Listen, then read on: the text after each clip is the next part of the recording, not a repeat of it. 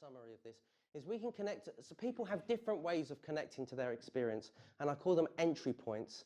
People, depending on their temperaments or depending on the way they've been brought up, they can access themselves in different ways and more effective ways for themselves. And so often I'm an embodied therapist, and often I will bring in the body in order to how to connect to our sensations, but that's not for everybody. Some people, they need to start with their thoughts, and really that's how they connect with themselves.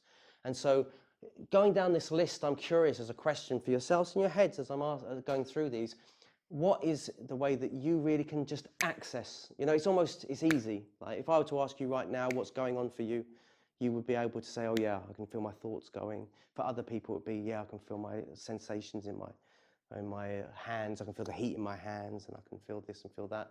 Different people are able to access different experiences. So what do I mean by sensations? I mean individual points of physiological experience. So as I put my hands together, it feels soft. The skin feels soft. I can feel a bit of warmth in my hands. These are individual points of being able to pick up on your experience. Does that make sense? If you think of an orchestra, they're like the instruments, the individual instruments of an orchestra. So I can feel my heart beating, that's a sensation. I can feel a slight tightness in my chest. I can feel my muscles relaxed in my tummy. These are sensations. And all these sensations come together to give an overall feeling, and that feeling will be comfortable, uncomfortable, or neutral. A neutral feeling. That's an oversimplification, but that's most of the time most of the time we will be able to connect with sensation, and we will get a sense of feelings. So feelings is just an overall tone or sense of how we're doing. Does that make sense?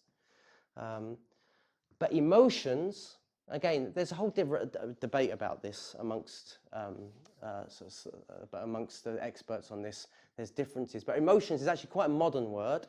But it's about motion, about movement. And we don't always experience emotions, but we do experience feelings, this general felt sense. Emotions are things that either drive, and again, oversimplification, but just for the sake for understanding, emotions drive us towards something, or they might slow us down. So anger drives us to do something. Like I'm basically, there's a cake at the end on the tables over there, and I stand between you and them, and you want to eat it. Guess what's going to happen? Eventually, you're going to get angry with me because I'm impeding you from getting to something. And so the anger's driving you to achieve something. That's one form of anger.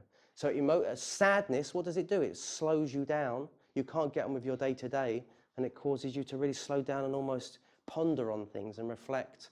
That's one form of sadness, of course. So emotions can either move you towards something or move you away. Does that make sense? So, but they have some sort of movement or motion to them that's connected to them. A behavior is straightforward. You know, you might be sitting, you might be scratching your nose, or this is a behavior. It's something I can observe. I can't observe your sensations, your feelings, your emotions. I can't see them, but I can see your behaviors, your tapping of your foot and so forth. That's what we mean by behaviors. Images are things that you might internally see, but they're not necessarily just visual images. They could be things like, you know, as I'm talking about the fire that happened in my house last year, I can smell the flames. That's not physically happening, but you're having an image, a olfactory image, smell of that experience. Does that make sense? So images aren't necessarily just visual. They can be internalization of hearing. I hear someone, I smell something, I taste something, etc., etc.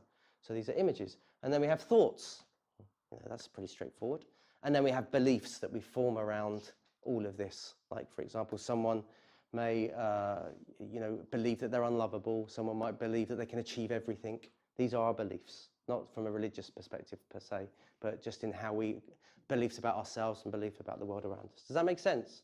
So we can ask ourselves, how do we connect with these, and what